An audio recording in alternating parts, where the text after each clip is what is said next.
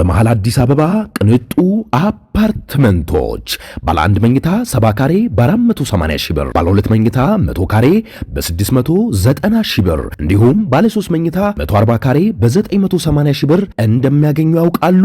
ሰላም ዲኤምሲ ሪል ስቴቶች ነን። በነፋሻማው አለቡ መብራት ጋር እየገነባ ነው ባለው መንደራችን ውስጥ በ30% ልዩ ቅናሽ ጥቂት ቤቶችን ለሽያጭ አቅርበናል። በተጨማሪም እነዚህም ቤቶች 60% የባንክ ብድር የተመቻቸላቸው ሲሆኑ እርስዎ 40% በ4 ዓመት ውስጥ መክፈል ከቻሉ ቀሪውን ክፍያ በ25 ዓመት የሚከፍሉበትን መንገድ አመቻችተናል። ያስተውሉ፣ ይህ ቅናሽ የመንደራችን የመጨረሻው ቅናሽ በመሆኑ ቀድመው ለመጡ 15 ሰዎች ብቻ ነው። ለበለጠ መረጃ በ0995 898747 ላይ ደውለው ይመዝገቡ።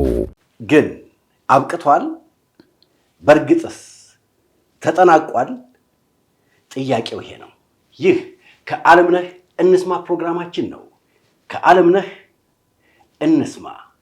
ዓለም በእርግጥስ አብቅቷል ተጠናቋል ብለን መጨረስ እንችላለን? ጥያቄውን ለመመለስ አብቅቷልም ብሎ መደምደም ይቻላል፣ አላበቃምም ብሎ መመለስ ይቻላል። አብቅቷል የሚያስብለው ምክንያት ሊኖር የሚችለው ጦርነቱን የጀመረው ኃይል እና ጦርነቱን ለማቆም ሲስማማ የጦርነቱን ዓላማ ጨርሷል ማለት ነው። በዚህ መረዳት ይችላል። ስለዚህ ከዚህ አንጻር ካየን ጦርነቱን የጀመረችው እስራኤል ናት። እስራኤል ደግሞ ጦርነቱን ለምን ጀመረች ለሚለው የራሷ ሰፊ ትንተና አለ። በዚህ ቀን እርምጃ ባልወስድ ኖሮ ነገሮች በሳምንት ጊዜ ውስጥ እንደ ሀገር የነበረው የኔ ህልውና አደጋ ውስጥ ሊወድቅበት የሚችልበት ሁኔታ ነበር ነው።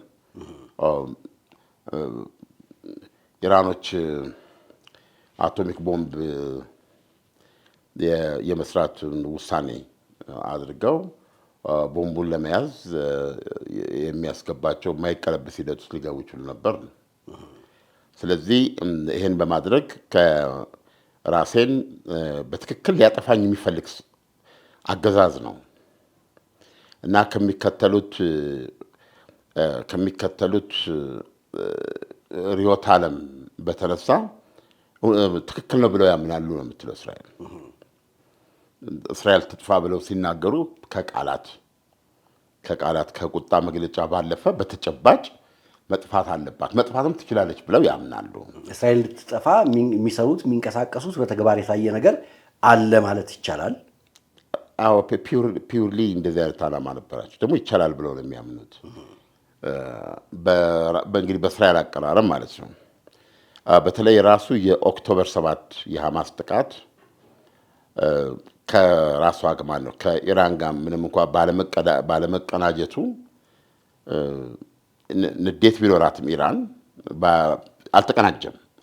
ሐማስ የሀያ ሲኗራ የወሰነው ነው በተናጠል ግን አንድ ነገር አሳይቷታል።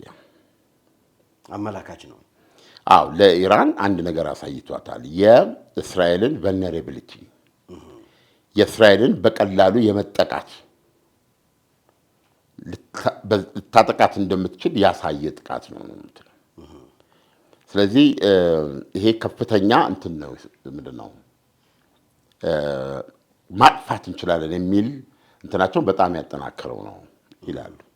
እና ኢራን ውስጥ የፍልስጤም አደባባይ የሚባላል ኢራን ውስጥ በፍልስጤም ስም የተሰየመ አደባባይ አለ። የኢራን አብዮታዊ አደባባይ አለ። የኢራን ደግሞ የፍልስጤም አደባባይ ይባላል። እዛ አደባባይ ላይ አይፌል ታወርን አያክልም፣ ግን አንድ ትልቅ ሰዓት አለ። ያ ሰዓት የእንትንን ሰዓት ነው የሚያስታውሰኝ፣ የቻይና ሆንግ ኮንግም ቻይናም እንደዚህ ሰቅላ ነበረ። ሆንግ ኮንግ የእንግሊዝ ቅኝ ግዛት ነበረች። ስለዚህ በስምምነት ሆንግ ኮንግ ዓመተ ምሕረቱ ረሳሁት፣ እንግሊዝ ሆንግ ኮንግን ለቻይና የምታስረክብበት ቀን አለ፣ ስምምነት አለ። ስለዚህ አሁን ትልቅ ጃያንት ሰዓት ተሰቅሏል። ያ ሰዓት ካውንት ዳውን የሚያደርገው ገባ። ይሄን ያህል ቀረ፣ ይሄን ያህል ሰዓት ቀረ፣ ይሄን ያህል ሰዓት ቀረ ሲል ይውልና እየቀነሰ ይሄ 24 ሰዓት ሲሞላ ደግሞ ይሄን ያህል ቀን ቀረ፣ ይህን ያህል ወር ቀረ፣ ዓመት ቀረ፣ ይህን ያህል ወር ቀረ፣ ይህን ያህል ሳምንት እያለ የሚሄድ ነው። መጨረሻ ላይ ዜሮ ይሆናል ማለት ነው። ከዛ ሰዓት በኋላ ሆንግ ኮንግ የቻይና ነች ማለት ነው። ላይክዋይዝ በኢራን የፍልስጤም አደባባይ ላይ የተሰቀለው ጃያንት ስልክ ምንድነው ሰዓት ካውንት ዳውን ይቆጥራሉ ማለት ነው። እና ሲቆጥር በአጠቃላይ በዛ ሰዓት እስራኤል የተሰጣት ዕድሜ 15 ዓመት ይቀር። አሁን 25 እና በ40 ነው። በ2040 ዓመተ ምህረት መካከለኛው ምስራቅ ውስጥ እስራኤል የሚባል ሀገርና ህዝብ የለም የሚለውን የሚያመላክት ሰዓት ነው። ሰዓት አለ ወይም የዱምስዴ አወርት የምጽአቱ ሰዓት ያተቀምጧል። ግን ዓለም ከአረብ ሀገራት መካከል ኢራን ይሄንን ኃላፊነትን በለው እስራኤልን እንግዲህ ለማጥፋት አስባና አቅዳ እሷ ለምን ወሰደችው? ብዙ ነገር ይባላል። ለዚህ የሚሰጡ ምክንያቶች አሉ። እንግዲህ ኢየሩሳሌም የፍልስጤሞች ጉዳይ አለ ለምሳሌ እና የፍልስጤሞች ጉዳይ የአረቡም ጉዳይ ነው እና ፍልስጤሞች አረቦች ናቸው። ስለዚህ አሁን በፍልስጤምና በአረቡ ዓለም ውስጥ የምናየው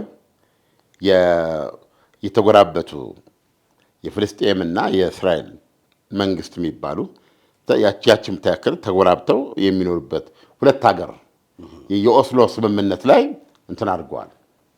እዛ ምዕራፍ ላይ መጥተዋል እነሱ።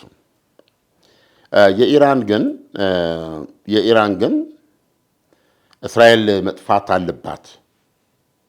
ከዛ ከክሉ ሁለት አይነት መንገድ ነው መጥፋት አለባት የሚለው።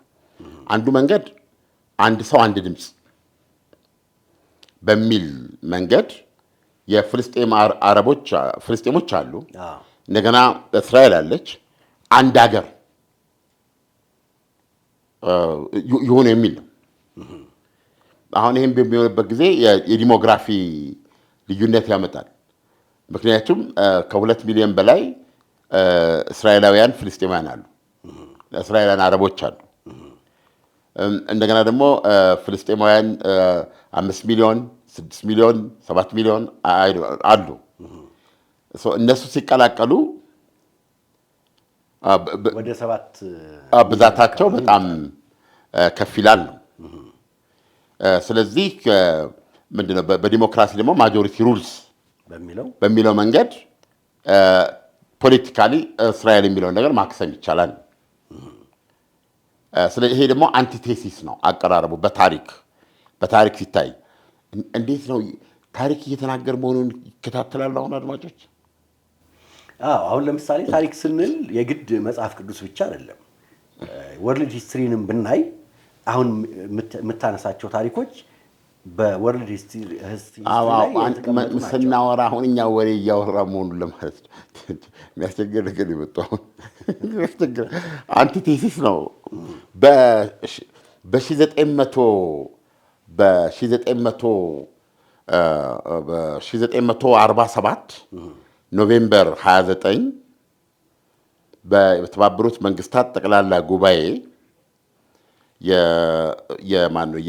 የእንግሊዝን ጥሎ መውጣት 30 ዓመት ፍልስጤምን የገዛችው እንግሊዝ ነች።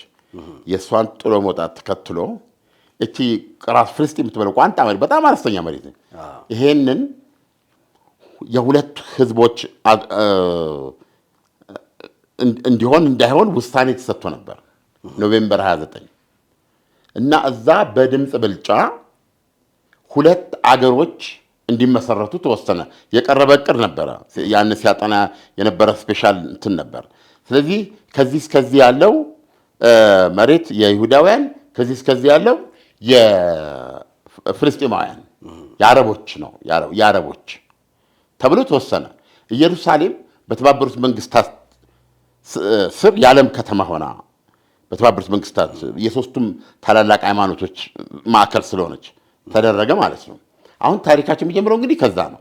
አሁን ይሄንን አይሁዳውያኑ በዛ በተሰጣቸውን መሬት የራሳቸውን ሀገር ለመመስረት መዋጋት ሲጀምሩ የአረቦቹ ደግሞ የለም እንደዚህ የሚባል ሀገር የለም የተጠቀለለ እንትን ብለው ሲዋጉ በዙሪያ ያሉ የአረብ ሀገሮች አሉ። ይሄ ብዙ ታሪክ ቆጥሮ እዚህ ደርሷል። ኤኒዌይስ አሁን ውጊያው በዛ መንገድ በመቀጠሉ እስካሁን ድረስ ምንድነው አሁን የሆነው ታሪኩ የፍልስጤም መንግስት አልተመሰረተም። ከ1947 ጀምሮ ማለት ነው። አዎ የኖቬምበር 29 1947 ውሳኔ ሁለት ሀገሮች እንዲመሰረቱ የአይሁዳውያን ሀገር አንድ አሁን በኋላ እስራኤል አይሁዳውያኑ እስራኤል ብለው ያወጇት፣ በዚህ በኩል ደግሞ የፍልስጤም አረቦች አገር አየህ። ስለዚህ ሁለት አገሮች ናቸው በ1947 ውሳኔ የተደረጉት። ይሄ ነው እውነታው። ኢየሩሳሌም ደግሞ የዓለም ከተማ በተባበሩት መንግስታት ስር ነው የሆነው። አሁን ከዛ በኋላ እንግዲህ ውጊያ ነው የተጀመረው እና ሰፈር መያዝ አለ፣ በጣም የሚዘገኑ ነገሮች አሉ። ብዙ ውጊያ ተደርጎ ዋናው ለምሳሌ ዋናው የ1959 በእኛ ወይም በነሱ የ67ቱ የስድስቱ ቀን ጦርነት የሚባለው በዚህ ግብፅ፣ ሶሪያ፣ ዮርዳኖስ እነዚህ ተቀላቅለው የተዋጉበት ነው። ያ ሲደረግ አሁን እስራኤል ጋዛን ከግብፅ ወሰደች ማለት ነው፣ ሲናይ በረሃን ጭምር ማለት ነው። ሲናይ በረሃ ግን በመጽሐፍ ቅዱስ ታሪክ ከሄድን በእስራኤል ውስጥ ይካተት የነበረ። አሁን ወደ መጽሐፍ ቅዱስ አንሄድማ ኢሳይያስ። አይ እንደው እስራኤል ማናት ካልን መነሻችን ወደዛ አንሄድ። የኖቬምበር የዓለም ጠቅላላ እንትኑን ነው እዛ ድረስ ነው እና በዛ ሁኔታ ይሄ ነው የተደረገው። አሁን የኢራን እስላማዊ አብዮተኞች ሲመጡ በ1979 ሁለት መንገድ ይዘው መጡ ማለት ነው። ኢራን እስራኤል የምትባል እንድጠፋ። መጀመሪያ ግን እኮ መልካም ግንኙነት ነበራቸው። እሱ በሻው ዘመነ መንግስት ከእነሱ መምጣት በፊት ነው። እነሱ ከመጡ በኋላ ግን ይሄ ነበር አቋማቸው።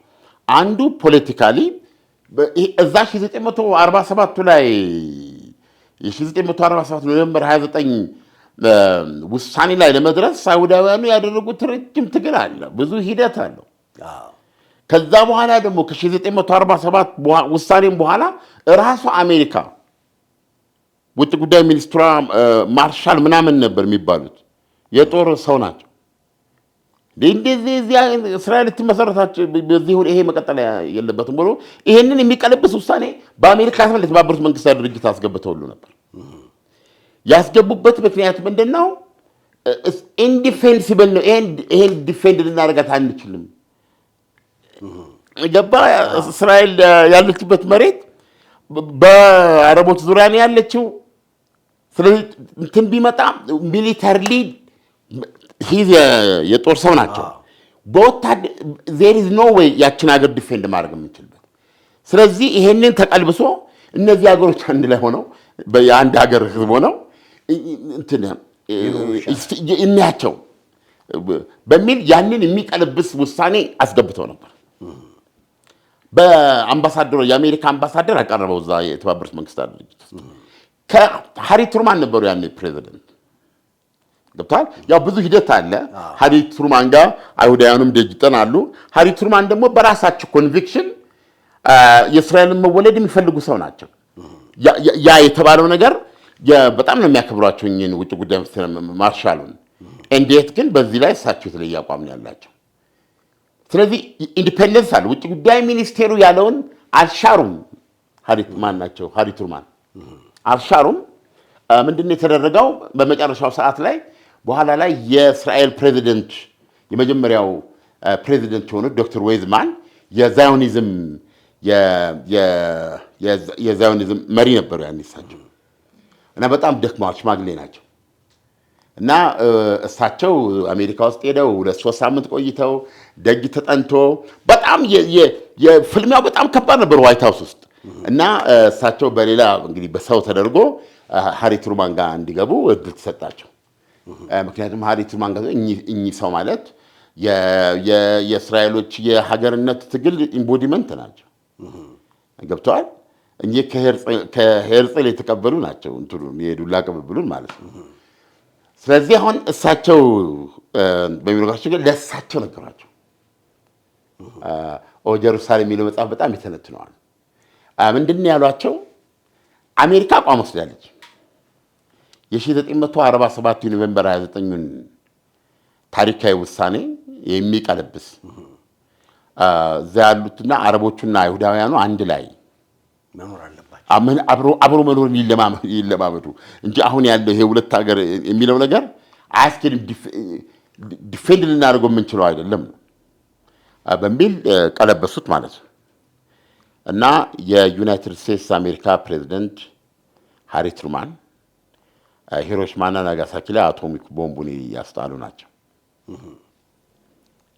እሳቸው ለዶክተር ዋይዝማን ዝም ብላችሁ አይሁዳዊቷን ሀገር አውጇት፣ እኔ አውቃታለሁ አሏቸው።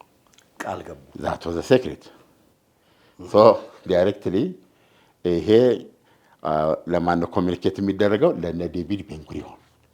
ቤንጉሪዮን ደግሞ ያኔ ራሱ እስራኤልና አረቦች አይሁዳውያንና አረቦች ይዋጋሉ እርስ በርስ። እንደገና በአይሁዳውያኑ መካከል ኢርጉንና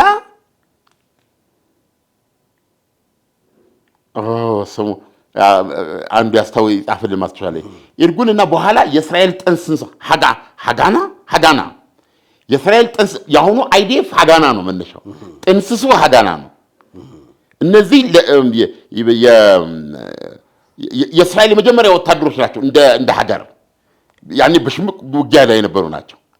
እና ኢርጉን የሚባል ያለ ይሄ አክራሪ ነው። ኢርጉን ቀኝ አክራሪ ነው፣ እርምጃ ይወስዳል። ሚሊተሪሊ እንትኑን ደም በደም ያደረገ ነው። እንግሊዝን ላይ ዴቪድ ምንድነው የእንግሊዝ ምንድነው አሁን ኪንግ ዴቪድ ሆቴል አለ።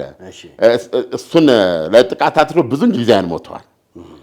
አሁን በሁለቱ መካከል ደግሞ እንትናል የእርስ በርስ ውጊያ አለ። ሃጋና ነው ኢቨንቹዋሊ ያንን አድርጎ የእስራኤል ጦር ሆኖ አሁን አይዲኤፍ ሆኖ ሊወጣ የቻለው ማለት ነው። ይሄንን እርምጃ የሚወስዱት መሪው እዛ ውስጥ ያለው ትግል ደግሞ ራስ ዴቪድ ቤንጉሪዮን ናቸው። ይሄንን ለማን ኮሚኒኬት ያደርጋሉ? ወይዝማን በእንትን አድርገው እሳቸው ወደ ለንደናቸው ይሄዳሉ። ዴቪድ ቤንጉሪዮን ስብሰባ ይጠራሉ፣ የጁሽ ኤጀንሲ አባላትን ማለት ነው።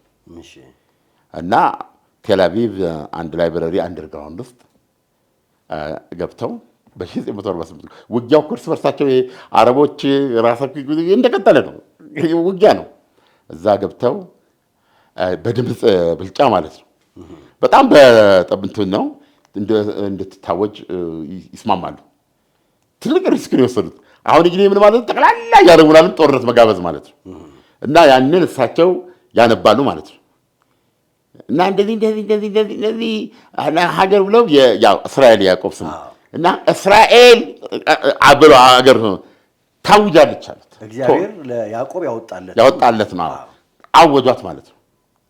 ሲያውጁ የግብፅ የጦር ጀት ያን ጊዜ ቴልአቪቭን ይደበድብ ነበር። ይገርማል። በዚህ መሃል እስራኤል ታወጀች ማለት ነው። ማወቅ አለብን። የጥቂት ደቂቃዎች ልዩነት ነው የሚሉ ገብተህ ማንፎ ጉግል አድርጎ ማድረግ ይችላል። ከስንት ሺህ ኪሎ ሜትር ውቅያኖስን ተሻግሮ አንድ ድምፅ በመካከለኛው ምስራቅ ውስጥ የተወለደች አንዲት ሀገር ዩናይትድ ስቴትስ አሜሪካ ታውቃለች። የሚገርም ነው። ይሄን ያሉት ሃሪ ትሩማን ናቸው። ስለዚህ አሁን የእስራኤል መወደድን ስታወራ አዋላጇ ሃሪ ትሩማን ናቸው። ይሄ ነው ታሪኩ። እና አሁን ኢራኖች ይዘው የመጡት ይሄንን እንዳለ የሚቀለብስ ራሷን እስራኤል የሚባል እንግዲህ በእስራኤሎች ናሬሽን ከሁለት ዓመት ከ2005 ስደት በኋላ ተመልሶ በታሪካቸውና በመሬታቸው የመሰባሰብ ነው። ይሄ ደግሞ በአረቦች በኩል ሲቀመጥ 2000 ዓመት የት ነበራችሁ? እዛ አውሮፓ እንትን ላላችሁ ላደረገባችሁ ፍዳ መከራ ዋጋ ምን ከፍሎኛ ምን ሆነን ነው? ማናችሁ? አናውቃችሁም የሚል ነው እኮ። እና እንደዚህ አይነት አገር እዚህ መቶ ሊቋቋም አልቻለም አይደል? የኢራኑ እንትና በጣም አውትስፖከን ነበሩ። ማናቸው? እኛ መምህሩ አይናቸው ሚስቀ የኢራን መሪ አህመዲነጃድ አላስካ ለምን አሰጧቸውም? ይሉ የነበሩት ማለት ነው። አውሮፓውያን ለምን እንትን አሰጣቸው የሚሉት ማለት ነው። አሁን እነዚህ እስላማዊ አብዮተኞች እነ ኢራን ሲመጡ ያንን እንደገና መለሱት ማለት ነው። አንድ ሆነው በፖለቲካ ማጆሪቲ የሚለው በዚህ በእንትን ውስጥ ፍልስጤሞች ናቸው አረቦች ናቸው ማጆሪቲ የሚሆኑት በዛ በሚሆን አንድ ሀገር ውስጥ ቱን እስራኤል ይሄ ፖለቲካሊ እስራኤል የሚለው ማጥፋት ነው። ይሄ ግን ካልሆነ ባካፕ ፕላኑ ምንድነው? ሚሊተሪሊ ማድረግ ነው። ስለዚህም እስራኤል እንደምታቀርበው በተቆረጠልን 2040 ዓመተ ምህረት ፍጻሜያችን እንዲሆን ካልኩሌሽኑ ኢራን የሰሩት ካልኩሌሽን ለምሳሌ አሁን ሐማስ ተገንጥሎ ሐሳቡን ሳያቀናጅ የሀያ ሲንዋር ባያደርገው ኖሮ ማለት ነው በአንድ ጊዜ ቀኑና ጊዜው በሚደርስበት ጊዜ ኦልሞስት ሐማስ ማለት ከውስጥ ማለት እስራኤል ከውስጥ እንደ መምታት ያክል ነው የሚቆጠረው። ሼክ ሐሰን ናስራላ ሄዝቦላ ደግሞ የእንትን ክምችቱ አሁን ከነበረው በጣም ብዙ ይሆን ነበር። የኢራን ደግሞ የቦሊስቲክ ሚሳይል ክምችት ወደ 20,000 እንዲደርስ ነው እቅዱ። ከዛ በኋላ በእስራኤል ዙሪያ ያለው የእሳት ቀለበት አለ እና ከዚህ በሚሆንበት ጊዜ አይ ቲንክ ምንም ያ የመጨረሻው ሰዓት ተደርጎ እንዲህ አይነት ስትራቴጂ ኖሮ አምነውበት ይሳካል ይችላል የሚል አቋም ነበራቸው ነው የምትለው እስራኤል እንግዲህ ለ2000 ዓመት ያክል ከምድሯ ላይ ጠፍታ ነበር ማለት ይቻላል። ጥቂት ይሁዳውያኖች በምድሩ ላይ ነበሩ። በታሪክ ሁሉ ጊዜም አንድም በታሪክ አጋጣሚ ኢየሩሳሌም ውስጥ አይሁዳውያን ያልነበረበት ጊዜ ነው አያውቅም። እኔም ማለት የፈለግኩት እሱ ነው። ግን ከ2000 ዘመን በኋላ ለእስራኤላውያኖች መጥፋት ብዙ ምክንያቶች አሉ። ወራሪዎች ለምሳሌ በሮም፣ በግሪክ፣ በቱርክ፣ በአረቦች፣ በእንግሊዝ መገዛቷ ህዝቦቿ ከሚያምኑትና ከሚያመልኩበት ስፍራ የማምለኪያ ስፍራቸውም በመመታቱ ምክንያት ስፍራቸውን ለቀው ሄደዋል። ስፍራቸውን ለቀው ከሄዱ በኋላ ዳግም የመመለስ ጽኑ ፍላጎት እንደገና ዳግም የመመለስ ጽኑ ፍላጎቱ የመነጨበት አንዱ ምክንያት የትኛውም ምድር እነሱን በሰላምና በፍቅር ተቀብሎ የማስተናገድ ፍላጎት አልነበረው። ስለዚህ ዳግም ወደ ቤተሰቦቻቸው እትብቶቻቸው በተቀበሩበት ምድር የመኖር ጽኑ ፍላጎት መጣ ማለት ነው፣ ከሚደርስባቸው ጫናም አንጻር ማለት ነው። እነዚህ ህዝቦች ወደ ምድራቸው ሲመጡ በምድር ውስጥ የነበሩ አይሁዶች እንዴት በደስታ ሊቀበሏቸው እንደሚችሉ ግልጽና ግልጽ ነው። አንድ ሰው ደግሞ ወደ አንድ ቦታ ላይ ሲመጣ በደስታ እጁን ከፍቶን የሚቀበለው ህዝብ እንዳለ ሁሉ የሚቃወመውም ደግሞ አለ። እስራኤል ይሄ ነገር ገጥሟታል። በምድሯ ላይ ተመልሳ መጥታለች፣ ምድሩ ያንቺ አይደለም የሚልም አንድ ኃይል አለ። አሁን እስራኤል ባለው ተጨባጭ ሁኔታ ስንመለከት በምድሩ ላይ አለች። አሁን ታሪክ አይደለም፣ ተጨባጭ እውነት አለ። ያ ተጨባጭ እውነት ምንድን ነው? በምድሩ ላይ እስራኤል የሚባል ህዝብ አለ፣ ፍልስጤም የሚባል ህዝብ አለ።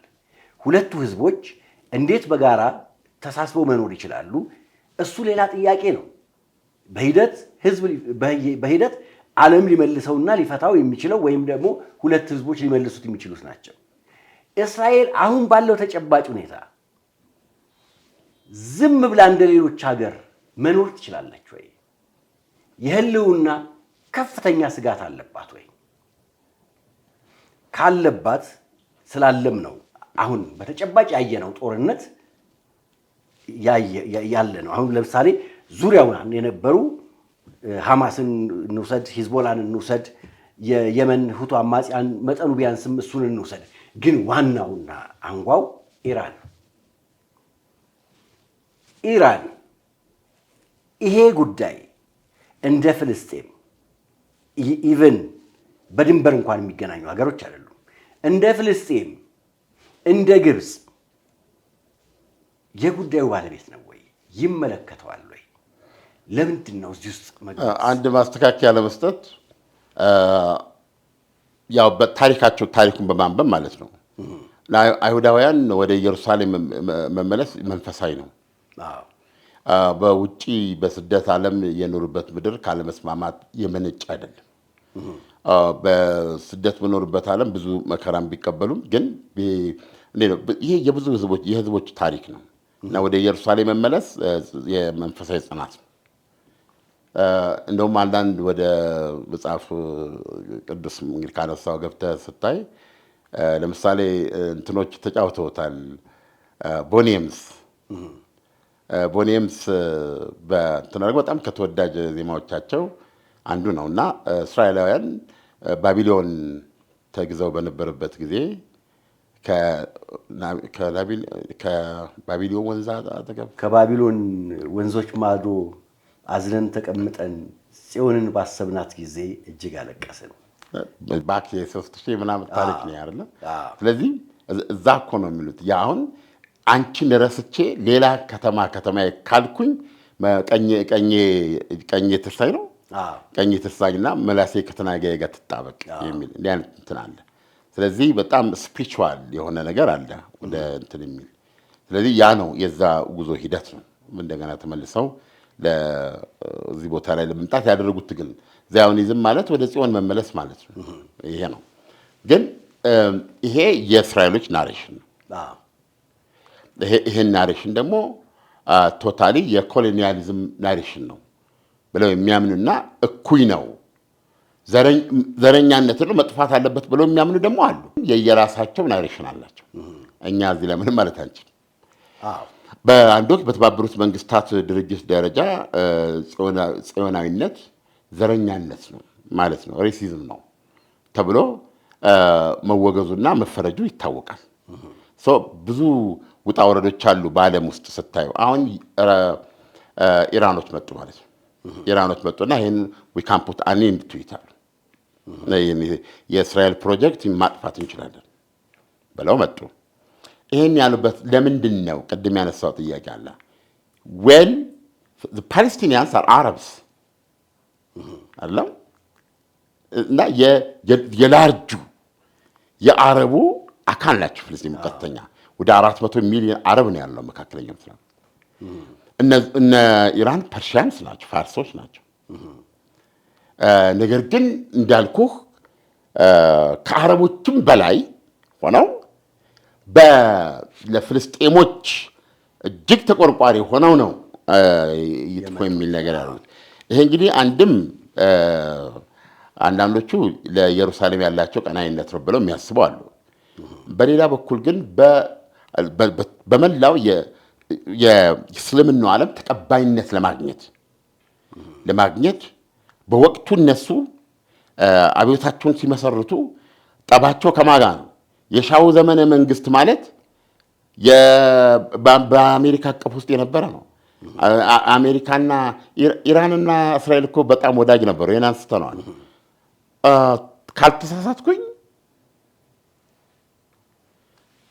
ካልተሳሳትኩኝ ኢራን በሻው ዘመን የእስራኤልን ህልውና የተቀበለች ሀገር ናት።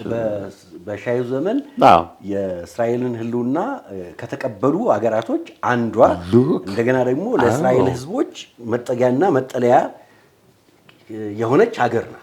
በመሃል አዲስ አበባ ቅንጡ አፓርትመንቶች ባለ 1 መኝታ 70 ካሬ በ480 ሺህ ብር፣ ባለ 2 መኝታ 100 ካሬ በ690 ሺህ ብር እንዲሁም ባለ 3 መኝታ 140 ካሬ በ980 ሺህ ብር እንደሚያገኙ ያውቃሉ?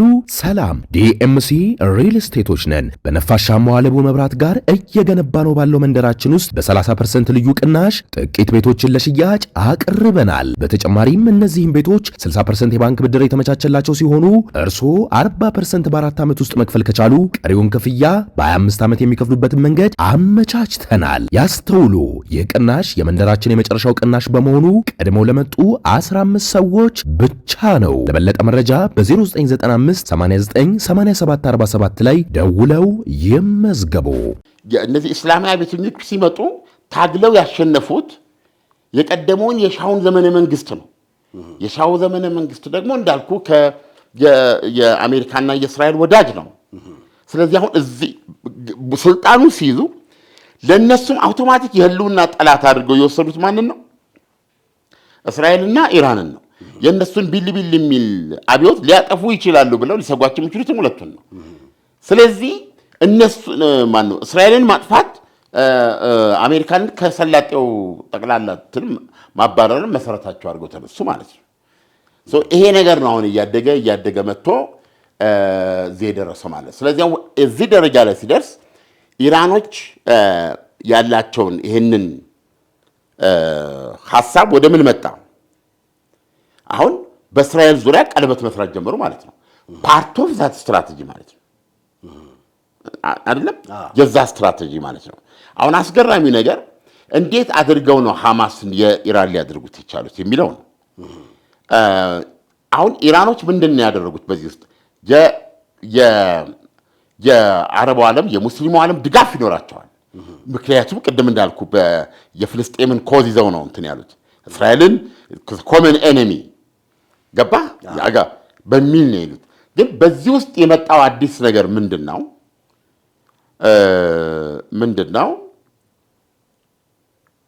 በኢራኖች በዙሪያቸው የፈጠሩት ነገር ሺዓዊ መንግስት በመንግስት ደረጃ መንግስት ሆኖ የቆመ ሺዓዊ አብዮትም ነው የኢራኖች። ይሄ የተለየ ያደርገዋል። እዛ በፊት እንግዲህ በወታደራዊ መልኩ ነው የአሳድ አገዛዝ አለ እና የመጀመሪያው ማን ናቸው? በሽር አልአሳድ ነው ልጅየው ሐፌዝ አልአሳድ ሚሊተሪ ሰው ነው። በሚሊተሪ መንግስት ገልብጦ ነው የያዘው። ግን እዛ ቦታ ላይ ሲቀመጥ ሐፌዝ አልአሳድ አልዋቲ የሚባል ጎሳ ሰው ነው። የሶሪያ አንድ 10ኛ የሚሆን ህዝብ ወኪል ነው እና አልዋቲዎች ደግሞ በሺያ እንትን ውስጥ ያሉ ናቸው። አሁን ምንድነው ይሄ ሰውዬ እንትን ቢሆን ምንድነው ወታደራዊ መኮንን ቢሆንም ቴክኒካሊ ምንድነው በስልጣኑ ዙሪያ ያሰባሰባቸው እንትኑ መገመት ትችላለህ። ሲሆን አጌንስት ዘማጆሪቲ ነው የሚሆነው ይሄ መንግስት ገብቷል። በሶሪያ ደግሞ ያው አብላጫው ሱኒ አረብ ነው። ሁሉም አረቦች ናቸው፣ ግን ያ እንትኖች ናቸው።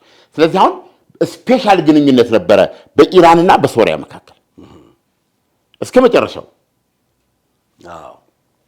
ይሄ ግንኙነት ነበረ። ስለዚህ አሁን ስታይ ሁለት በመንግስትነት የቆሙ ኃይሎች አሉ ማለት ነው። ዜን ዋት ወደ ሊባኖስ ስትመጣ እንትን ናቸው፣ ተመጣጣኝ ነው። ሱኒም ሺዓም ተመጣጣኝ ነው ቁጥራቸው። ግን አሁን ሄዝቦላ በዛ በሊባኖስ ውስጥ በመንግስት ውስጥ መንግስት ነው የሆነው። ወይም ሄዝቦላ ያልፈቀደው ነገር አይሆንም።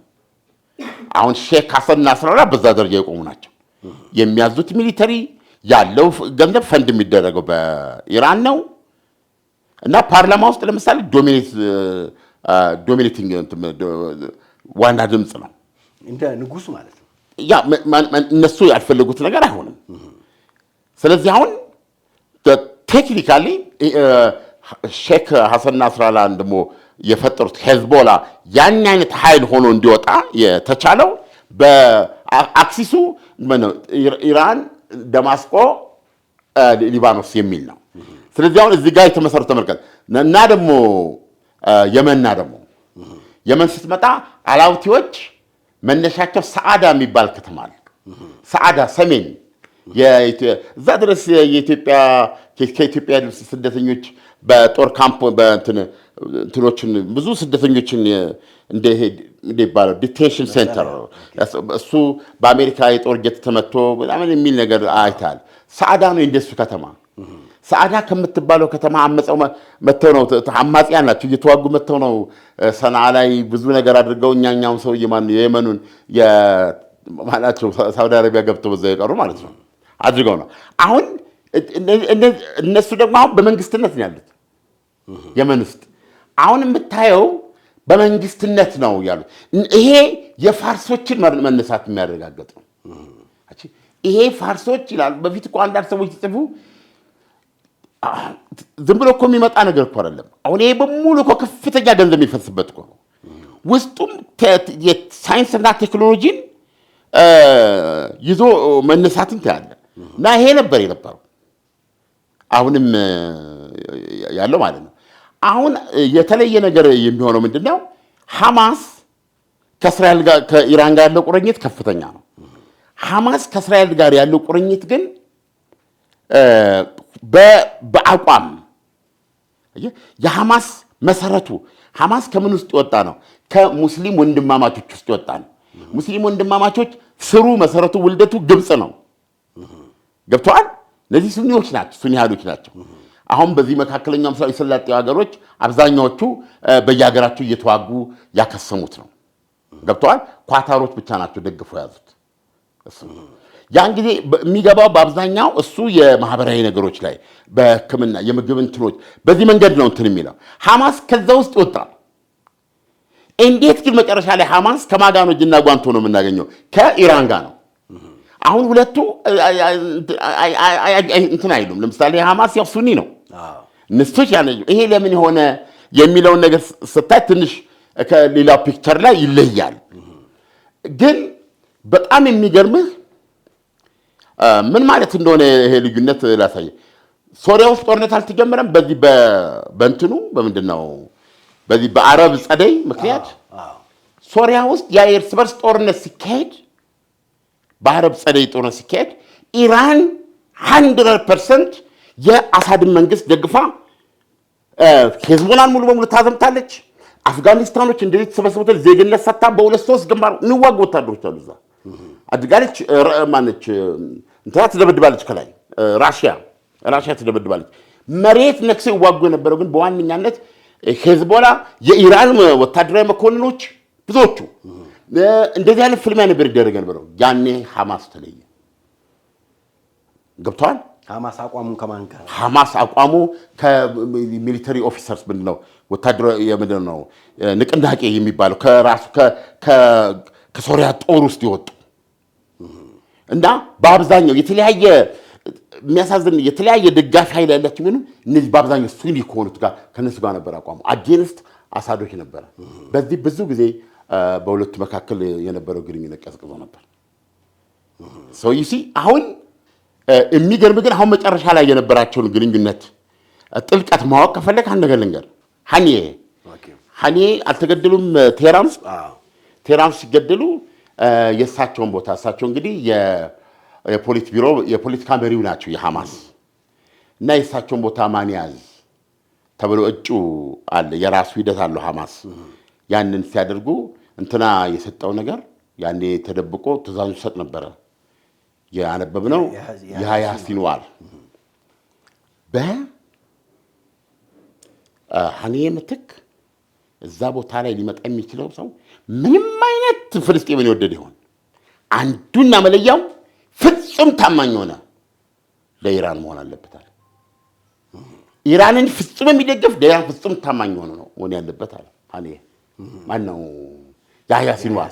ይሄን ዜና ሰርተናል ወጥቶ ኢቨንቹዋሊ ራስ ሐኒን መረጥ። ሐኒ የጋዛ የፍልስጤም ማስተዳዳሪ መሆን ብቻ ሳይሆን በአጠቃላይ የፖለቲካ መሪም የሐማስ ሆኖ ተመረጠ ማለት ነው። እና እሱ ራሱ በቀለም ሁኔታ ላይ ተስቀምጠው ዛት ኮሚትመንት ቱ ኢራን የሚል ነው። ስለዚህ ቅድም ለጠየቅከኝ ጥያቄ ለምንድን ነው ኢራኖች እዛ ጋር የሚለውን እንግዲህ ብዙ ወገኖች የተለያየ ያ ትክክል ነው ይሄ ለፍልስጤሞች በመቆርቆር ነው የፍልስጤሞችን ብለው የሚያምኑ አሉ። ይሄም ትክክል ነው።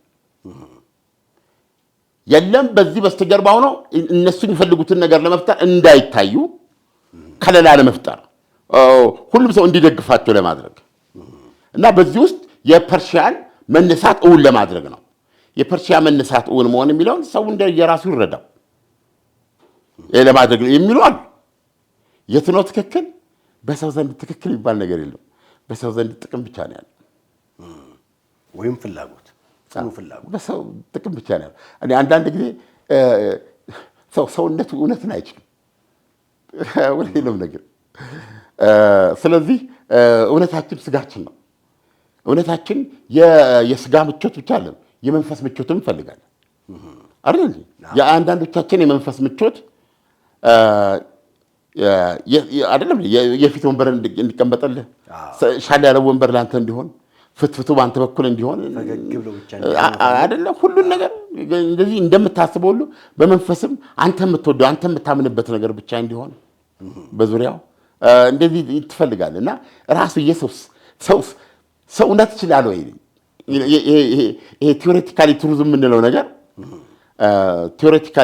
የምንለው ነገር በሰው ሰውነት የሚቻል ነው ወይ ገብቷል ምሳሌ ላሳይ ይችላል እኔ እንደ እንትን አድርጌ አይደለም እኔ ትክክለኛ አስተምሮ አድርጌ ነው የማየው እኔ አሁን የተለየ እምነት ለማውራታል ለምሳሌ በጲላጦስና በኢየሱስ ክርስቶስ መካከል የነበረውን አለመግባባት ታይታል ጲላጦስ ላድንም መለገልም የምችለው እኔ ነኝ አለ አይደለም ያለው ስለዚህ ለእኔ ንገረኝ እንዳድነ ስጠኝ ምክንያት ከሳሾችም ምንድን ነው የሚሉት ጥፋተኛ አይደለሁም ብለህ ንገረኝ ለእኔ በል ነው የሚለው ያው እዛ ላይ መጽሐፉ የሚለዋል ከአንተ አይደለም ማዳንም መግደልም ነው የሚለው አይደለም ይሄ ደግሞ እውነት ነው በሰማይና በምድር ያለ ጉዳይ ብቻም ሳይሆን ይሄ የጲላጦስ ማን ነው የሮም ታዛዥ ነው ወኪል ነው የሮም ቄሳሮች የሮም ሴናተርስ የሚፈልጉትን ነገር የሚያደርግ ሰው ነው ይሄን በማድረግ እነሱን አስደስቶ ሀገሩን ጸጥ አድርጎ ለነሱ ተገዥ አድርጎ በበኩሉ ደግሞ ተንሰራፍቶ የሚኖር ይሄ ነው ስለዚህ ይሄ አንዱ ነው ሁለተኛው ግን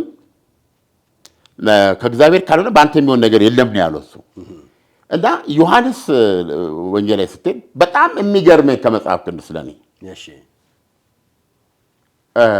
ለምንድነው ራስህን የማታድነው እርዳኝ እንዳድን ነው ጲላጦስ የሚለው አየህ በዚህ ሰው ላይ ምንም ኃጢአት አላገኘሁበትም እንዳድን እርዳኝ ብሎ ሲጠይቀው እኔ የመጣሁት እውነትን ልመሰክር ነው አለው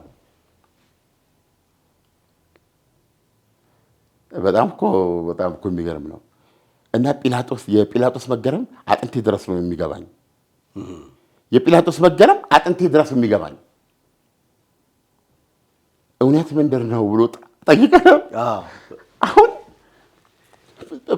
ጲላጦስ እውነቱን ነው እውነት ምንድን ነው አንተ ማትኖርበት አይደል አሁን ጥያቄው በህይወት መኖርና አለመኖር ነው አሁን እኮ እኔ እንደዚህ አልከኛለን እኔ አሁን ገለል ብል ወስደው ይሰቅላሉ ዋትብር ያርጋሉ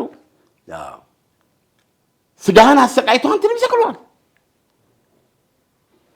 ስለዚህ አሁን አንተን ከመሞት ማያድን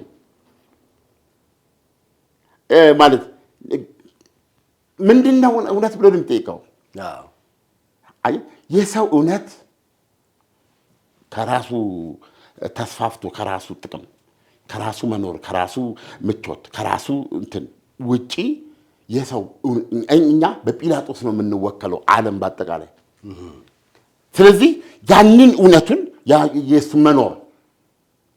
የሱ መኖር አንዳንድ ጊዜ የሌሎች አለመኖር ይሆናል ቦታ ይጠባል ያን ቦታ መውሰድ ይፈልጋል የነሱን በሬ መውሰድ ይፈልጋል ገብቷል የሱን አፒታይት ለማርካት ሁሉ ነገር ትክክል ነው ማለት ነው እውነት ማለት የሱ ጥቅም ነው ያካልም ብትል የመንፈስም ይላል እና ፋይናል የሆነው ምንድነው ወደድንም ጠላንም እንደ እምነትም ወሰደው እንዳስተምሮም ወሰደው አንድ ነገር ግን ያኔ ተገልጧል እኔ የምረዳው ነው ነገር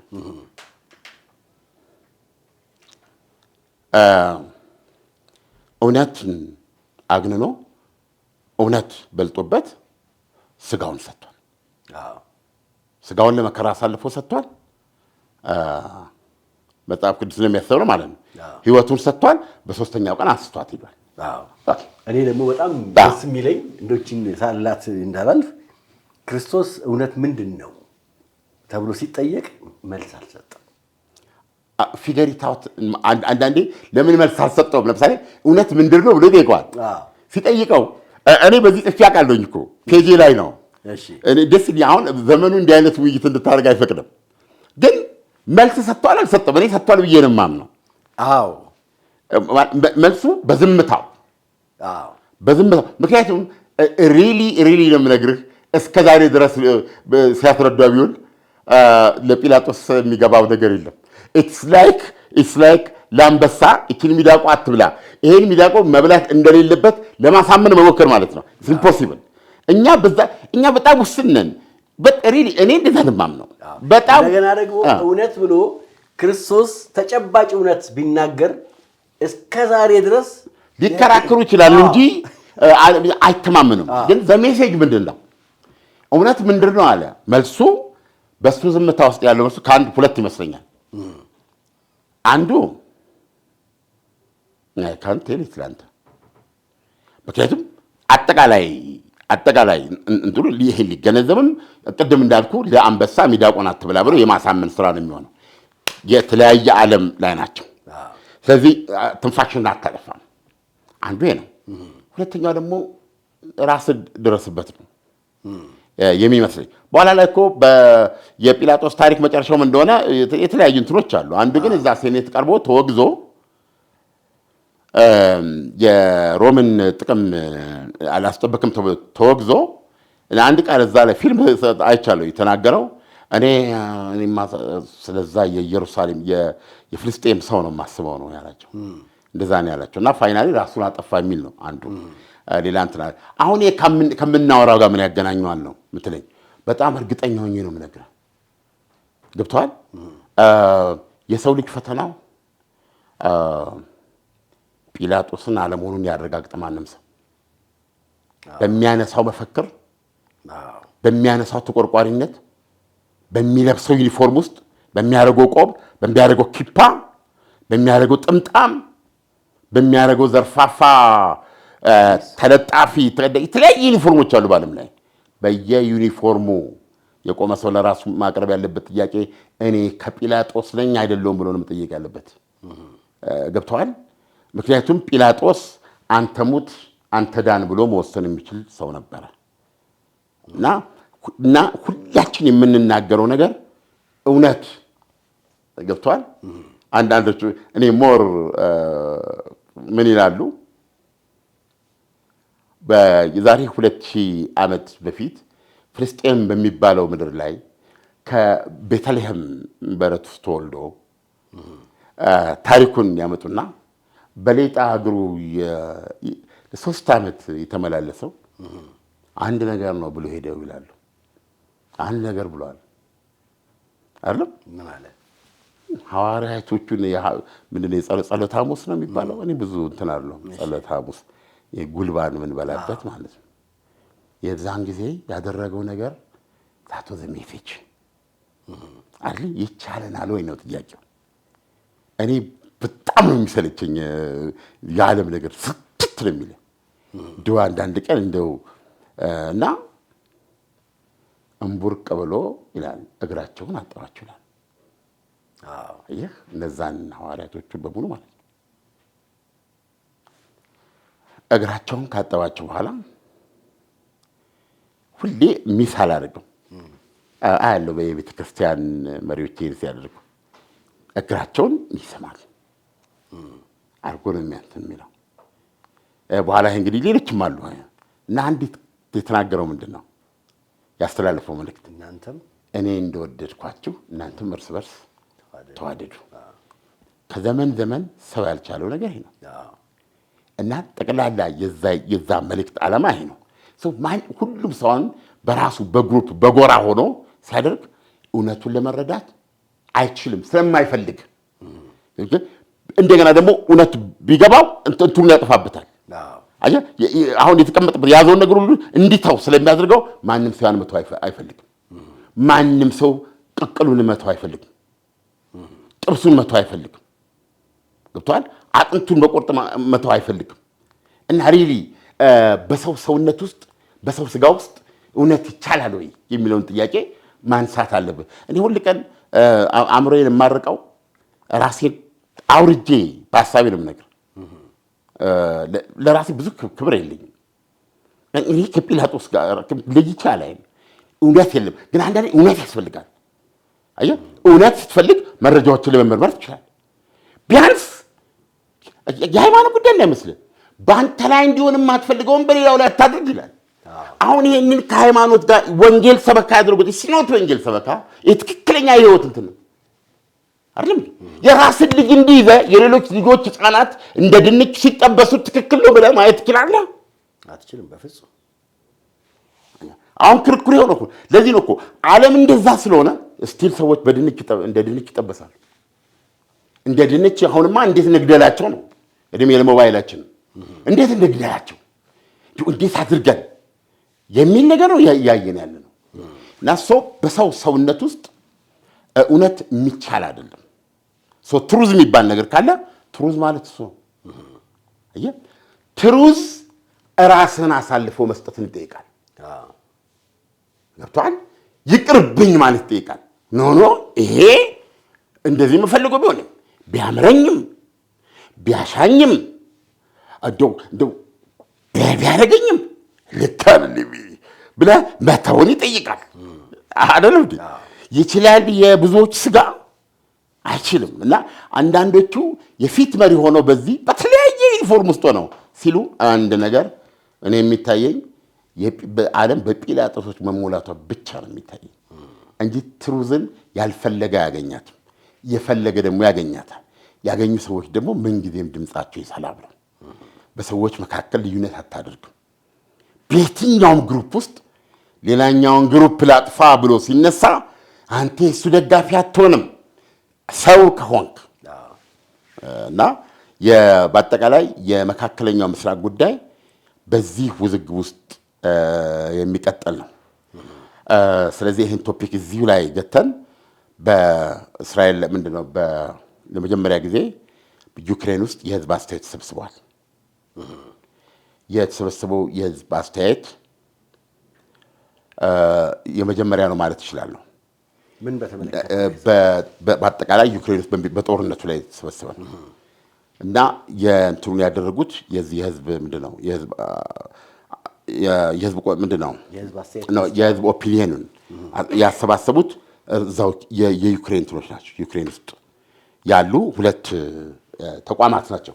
ይሄ ትልቅ ያደርገዋል። ከውጭ የተደረገ አይደለም። ዩክሬናውያን ዛሬ እኔ እናንተ ስናወራ አቋማቸውን ገልጸዋል። አየህ ማነው ቮሎዲሚር ዜሌንስኪ የዩክሬንን ህዝብ ይወክላል ወይ አቋሙ ስሜቱ የሚለውንም ለማሳየት ይረዳናል። ድርጅቶቹ ለእኔ በጣም ኢምፖርታንት ዜና ነው። ጃኑስ ኢንስቲትዩት ፎር ስትራቴጂክ ስተዲስ ኤንድ ፎርካስት ይላል። መቀመጫው ኪየቭ ነው። ጃኑስ የስትራቴጂክ ጥናቶችና ትንበያ ተቋም ማለት ነው። እና አብሮት ይህንን በጋራ የሰራ ሶሲስ የተባለ የማህበራዊና ገበያ ምርምር ማዕከል እሱም እንዲሁ ተቀማጭነቱ ምንድነው ኪየቭ የሆነ ሁለቱም ፖሊስተርስ ናቸው።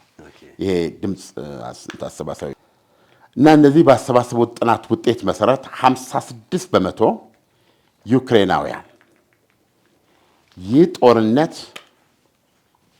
በኮምፕሮማይዝ ሰጥቶ በመቀበል ቢጠናቀቅ ነው የሚፈልጉት።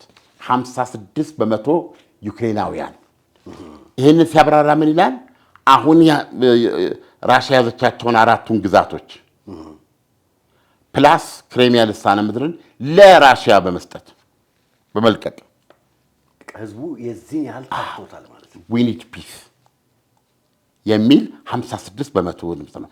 ልብ አድርጌን ስልህ አሁን ራሽያ አሁን እነዚህ ዛፖሪጂያ ላይ 30% የቀረ ግዛት አላት። አምጣ እሱን። ኬርሶን ላይ 30% የቀራት አለ። እሱንም አምጣ።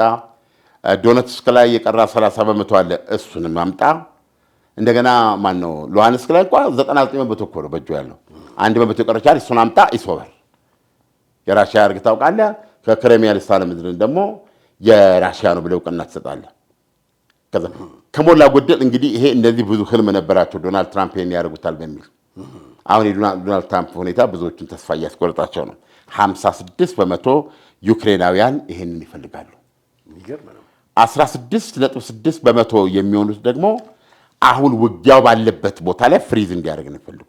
ስለዚህ ይሄ ማለት 50ዎቹ ላይ እነዚህን መደመር ነው።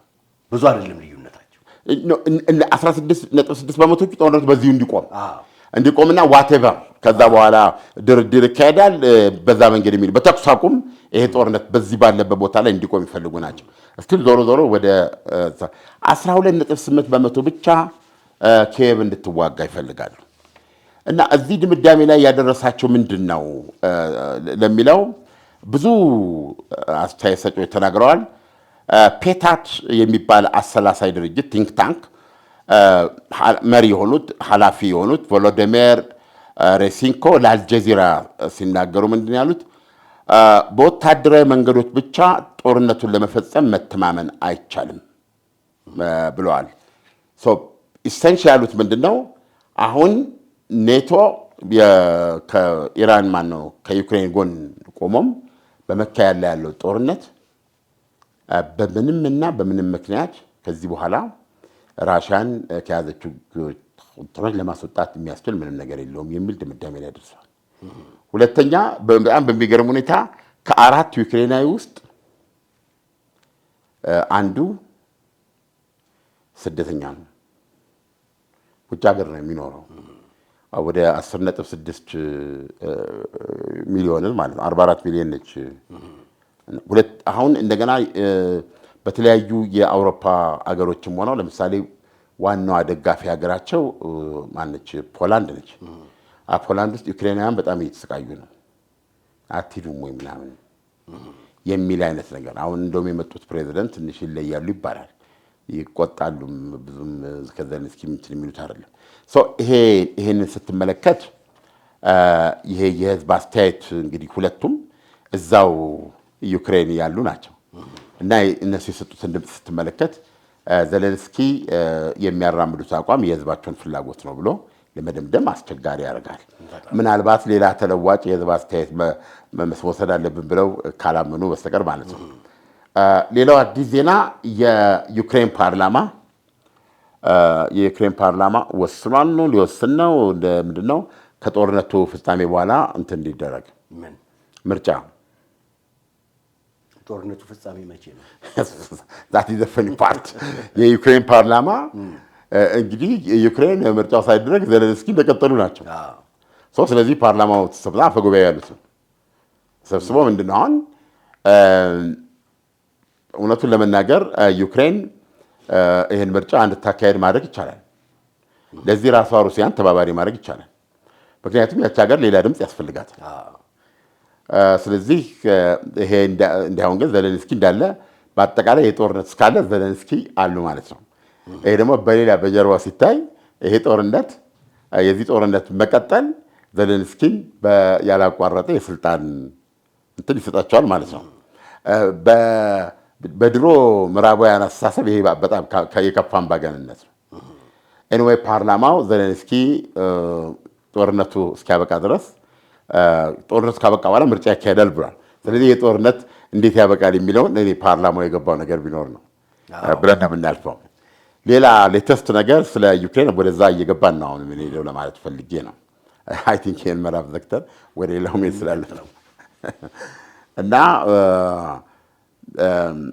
ዲኒፕሮ ፔትሮቭስክ የምትባል ራሷን የቻለች ሌላ ማዕከላዊ የዩክሬን ግዛት አለች እና አሁን የዩክሬን ተጋድሎ ዶኔትስክን የመከላከል ነው የሚከላከሉ ምንድን ነው ከርኪቭ አለች። ከርኪቭ ላይም ትንሽ ይዞታ አላት ራሽያ። ሱሚ የሚባለውም ላይ የራሽያ ማጥቃት አክሽፈናል ይላሉ። የቦታው ጦርነት አለ። እዚህ ዲኒፕሮ ላይ ግን ወደ ድንበሩ ሰብሬ ገብቻለሁ ብላ ነበረ ራሽያ። እቺ ዲኒፕሮ ግዛት ከዶኔትስክ በስተምዕራብ የምትገኝ አዋሳኝ ናት። ራሷን የቻለ ግዛት ናት። እስከዛሬ ድረስ የራሽያ እግረኛ ጦር ዘመቻ ኢላማ አልነበረችም። አሁን ግን ራሽያኖች በዛ ማጥቃት አድርገው እዛ የነበረውን የዩክሬን ጦር ሞቶ የቆሰለው ቆስሎ ከቦታው ለቆ ጠፍቶ አንድ መንደር በቁጥጥር ስር አድርገዋል። ይህንን እስካሁን ዩክሬን አላረጋገጠችም። ነገር ግን የራሽያ መንግስታዊ ጋዜጦች፣ ሚዲያዎች ተናግረዋል። ስለዚህ ሌላ ትልቅ ስነ ልቦናዊ አደጋ ነው የደረሰባት ይባላል ዩክሬን። እኛ በአብዛኛው በመካከለኛው ምስራቅ ጉዳይ ተወጥረን ሳናየው ቀርተን ነው እንጂ ለአዋዜ ለዚህ ለዋና አዋዜ አድማጮች ያልነገርነው ነገር ፕሬዚደንት ቭላዲሚር ፑቲን በፒተርስበርግ የኢኮኖሚ ፎረም መክፈቻ ንግግራቸው አንድ ነገር ተናግረዋል። በዩክሬንና ራሽያ ህዝብ አንድ ነው፣ አንድ ህዝብ ነው። እንዲህ አርቲፊሻሊ ቆራርጠ ሁለት ሶስት የምታደርጉ ስላልሆነ ዩክሬን የራሽያ ናት ሙሉን ዩክሬን ወርድ ባይ ወርድ ዩክሬን እኛ ናት ብለዋል። ደግሞም አባባልም አለን የዩክሬን ወታደር የራሽያ ወታደር ገጠውሉ የራሽያ ነው ብለዋል። ስለዚህ በዚህ ይህንን ማዕቀፍ አስቀምጠዋል። በዛ በኩል ደግሞ በኔቶ ያሁኑ ስብሰባ ባለፈው ረቡዕ ለምሳሌ በሄግ ስብሰባ ነበራቸው እና በዛ ስብሰባ ላይ 35 ቢሊዮን ምናልባት 40 ቢሊዮን ይደርስ ይችላል ለዩክሬን ለመስጠት ነው። ከፍተኛ ወታደራዊ መጠን በግማሽ ዓመት ውስጥ ነው የሆነው። ከዚህ በፊት አሜሪካም አስተዋጽኦ አድርጋበት 50 ቢሊዮን ዶላር ነበር የዓመት። አሁን 35 ቢሊዮን ዶላር እንግዲህ ዓመቱ ደግሞ እስኪያልቅ ድረስ እየጨመረ ነው የሚሄደው። ስለዚህ አውሮፓውያኖቹ ከዚህ አንጻር ለመጨረሻ ተነሱ እናንተ የራብ እስረኞች ተነሱ እናንተ የምድር ጎስቋሎች ፍትህ በሚገባ ይበየናል ሻል ያላለምም ታያል። ከእንግዲህ ባለፈው ይብቃ አሰርናት ለመጨረሻው ጦርነት ተዘጋጅ ብለው ያደረጉ ነው ያሉት። በተለይ ጀርመን እኛ አዲሱ መሪ ከመጡ በኋላ መከላከያዋን እያፈረጠመች ምሽግ የድሮ የጥይት የቦምብ መከላከያዎች ምናምን እያደሰች ቀለም እየቀባች ነው ያለችው። ዋሻዎቹን የባቡር ጣቢያ አንደርግራውንድ የምትል በሙሉ ነገ ለጦርነት የሚውል ነው። የሕክምና ሴንተር በገፍ የሚቆስሉትን በገፍ ማከም የሚቻልበት ትልቅ እንትን ውስጥ ነች ያለችው እና በአመት መልክ በምናምን በፈጀ ጥናት ፔፐር ያረጋገጠው ነገር ምንድን ነው? ቭላዲሚር ፑቲንን ኤክስፓንሽኒስት ብሏቸዋል፣ ተስፋፊ። ስለዚህም ራሽያ የጀርመን የህልውና ስጋት ናት። አዝ ሚሊተሪ ፖሊሲ ይህን ወስደዋል። ስለዚህም ጠቅላላ አውሮፓ አጭሩን ቀጭኑንና ብሉሁን ዘለንስኪን ከፊት አስቀድማ ብታምንም ባታምንም በዚህ መርታ ለመጨረሻው ፍልሚያ እየተዘጋጀች ነው ያለችው እና ዶናልድ ትራምፕም አንድ መግለጫ ሰጡ። እዛ በኔቶ ስብሰባ ላይ ብዙ ብለው የማያውቁትን ነው። ፑቲን ከዩክሬን ባሻገርም ሌሎች ግዛቶችን ይቋምጣል የሚለው ነገር አሁን ብለዋል። እዚህ ፑቲን የሀሳብ ለውጥ የሀሳብ ሰውዬ ከዩክሬን ባሻገርም አይናቸውን የጣሉባቸው ግዛቶች አሉ የሚለው ነገር አሁን ፊልም አድርግ ጀምሬያለሁ አሉ ማለት ነው። ኦኬ። ሁለተኛ በዛ የኔቶ ስብሰባ ላይ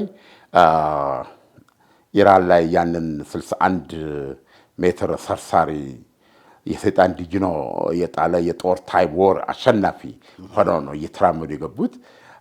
አባቴ ነው ያላቸው የኔቶ ዋና ጸሐፊ ማለት ይችላሉ። እና በከፍተኛ ሚሊታሪስቲክ በሆነ መንገድ ነው የተቀበሏቸው እና የሁሉ ሩጫ ታውቃለህ የፈለጉትን አሉ። እሳቸውም ሰጡ። ትልቁ ነገር አሁን የዶናልድ ትራምፕ አሜሪካ ትታመናለች ወይ? አሁን ማን ይሙት ኢስቶኒያን ራሽያ ብታጠናግራት ተወርውራ ትመጣለች ለኢስቶኒያ ሲሉ ትራምፕ ለኢስቶኒያ ትራምፕ ይመጣሉ። ነጋዴው ትራምፕ ለኢስቶኒያ ይመጣሉ። ደግሞ ማነች ያችኛዋ ሊቱዌኒያ ደግሞ አቻሊ ደግሞ ሌላ አሉ። እነዛ የራሽያ ግርጌ አሉ፣ የግርጌ ሀገሮች ናቸው። ፊንላንድም አሉበት እነዚህ አሉ። እና አሁን ለዚህ በልተነስ የመጨረሻው አጀንዳቸውን ዘግተው ይሄድ ይላሉ ወይ? እንደው አንድ ቀንስ ቢሆን እችን የሚሏትን ነገር ሊያስተጓጉሉ ይፈልጋሉ ወይ የምትለው በጣም ጥያቄ ነበረች። ወይም ለአንቀጽ 5 ምን ያህል ታማኝ ናቸው ለሚለው ጥያቄ እስካሁን አንጀት እንዴት ነው ሚነካም ላይ ሰጥተው ያውቁም ነበር። እና አሁን ግን የሰጡት መልስ በእውነት ያመረቃል። ምን እንዳሉ ታውቃለህ? ለምን መጣው? ለአንቀጽ 5 ማልገዛ ከሆነ ቤዚካሊ የመጣውበት ዓላማ ለአንቀጽ 5 ያለኝን ተገዥነት ለማሳየት ነው። ማለት ዩናይትድ ስቴትስ አሜሪካ አንድም የኔቶ ሀገር በራሽያ ቢነካ እንደ ዘንዶ ትወረወራለች፣ እሳት ትተፋለች ብለው ማረጋገጫ ሰጥተዋል። ሌላ አዲስ ዜና አለ። ሊንድሴ ግርሃም የሚባሉ እኚህ በአንድ ወቅት እዚህ ላይ ዩክሬን ሄደው ከዘለንስኪ ጋር እንደዚህ አንደርግራውንድ ውስጥ ነው ሲያወሩ ዋናው እኮ የራሽያኖች ደም መፍሰስ ነው። አሁን እኮ የእኛ ዓላማ የእነሱ ደም በደንብ ነው እያፈሰሳችሁ ያለችሁት ያለ ሰው እየተዘለ ተነስቶ የነበረውን ዝግብ ደማችሁ እየፈሰሰ ያሉት ሰውዬ ማለት ነው። በጣም ሚሊተሪስቲክ የሆኑ ሰውዬ ናቸው። እሳቸው ደግሞ የራሽያን ነዳጅ ዘይትና የተፈጥሮ ጋዝ የሚገዙ ሀገሮች ላይ እንትን መጫን ማዕቀብ ይሄንን ነበር ሲያራምዱ የቆዩት። ይሄ ማለት በዋነኛነት ማነው ህንድና ቻይና ወይ ራሽያን የራሷ ጉዳይ ብለው እንዲተው አለበለዚያ ደግሞ ራሽያን እንደግፋለን ብለው የራስ 500% ታሪፍ እንዲጫንባቸው ነው። ቤዚካሊ በቻይናና በራሽያ መካከል በአሜሪካ መካከል በህንድና በአሜሪካ መካከል ምንም አይነት መናገድ እንዳይደረግ የሚያግድ ሐሳብ ይዘው ነበር እና ዶናልድ ትራምፕ ኦልዲት ሲሉ ነበር የቆዩት። አሁን ግን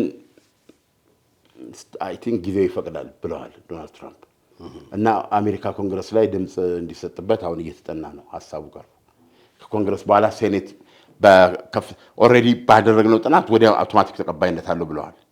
ስለዚህ ይሄ ተግባራዊ ከሆነና ዶናልድ ትራምፕ ይቅረብ ስላሉ ራሽያ ላይ ከማዕቀቦች ሁሉ የከበደ ማዕቀብ ሊመጣባት በዝግጅት ላይ ነው እና መደምደሚያችን ደግሞ ለሱ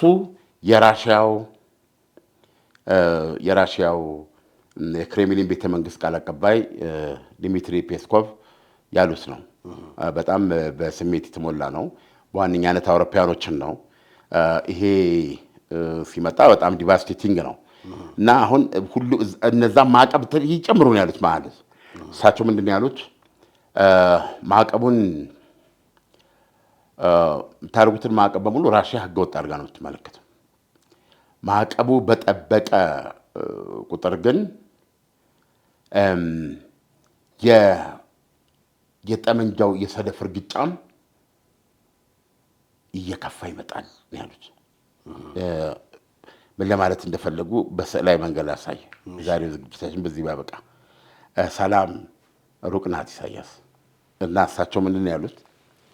እንዲያርገህ ጠመንጃውን ትይዛለህ አይደል? ከዛ እንዲህ አርጋ አጥብቀህ መያዝ አለብህ። አደንታ አታውቅም አይደል? የሚያድኑ ሰዎች አይቻቃሉ። እንዲህ አርገህ ትይዝና ገብቶሃል? አርገህ ስትተኩስ ሰደፉን እንዲህ ይመታል። ስለዚህ አሁን እሱ እንዳያደርግህ ገብቶሃል? እንዲህ አስጠግተህ ነው እንትን የምትለው። እሳቸው ምንድን ያሉት? አሁን እንደዚህ በተኮሳችሁብን በፈል ቁጥር ሰደፉ በጣም ይመታችኋል የሚል ነው የሰጡት እና የዩክሬን ሁኔታ በዚህ ላይ ይገኛል። ይህ ከዓለምነህ እንስማ ፕሮግራማችን ነው። ፕሬዚዳንት ዘለንስኪ ከጦርነቱ በኋላ ምርጫ ያካሂዳሉ። ጦርነቱ መቼ ነው የሚያበቃው? ኢራን የድሉ ባለቤት እኔ ነኝ አለች። እስራኤል ጦርነቱ በቂ የሆነ መረጃና የምፈልገውን ነገር ሁሉ ያከናወንኩበት በመሆኑ ከዚህ በኋላ አልተኩስም አለች። የአሜሪካው ፕሬዚዳንት ዶናልድ ትራምፕ አሁን እስራኤልን እንዴት ጦርነት አቁም ይላታለሁ? እያሸነፈች ነው ብለዋል። በአንድ ሰዓት ላይ የተለያዩ ሰዎች የጦርነቱ የድል ባለቤት ይሄ ነው እያሉ ይናገራሉ። መንፈሳዊ ዘማሪቷ እንዳለችው ጥያቄው ድሉ የማን ነው ነው። ይህ ከዓለምነህ እንስማ ፕሮግራማችን ነው። ውድ አድማጭ ተመልካቾቻችን ፕሮግራማችንን ላይክ፣ ሰብስክራይብ፣ ሼር እንዲሁም ሱፐር ታንክስ ውስጥ በመግባት ማበረታታት ትችላላችሁ። የዛሬው ፕሮግራማችን ይመስላል። በሌላ ጊዜ በሌላ ፕሮግራም እስከምንገናኝ መልካም ጊዜ። በመሃል አዲስ አበባ ቅንጡ አፓርትመንቶች ባለ 1 መኝታ 70 ካሬ በ480 ሺህ ብር፣ ባለ 2 መኝታ 100 ካሬ በ690 ሺህ ብር እንዲሁም ባለ 3 መኝታ 140 ካሬ በ980 ሺህ ብር እንደሚያገኙ ያውቃሉ?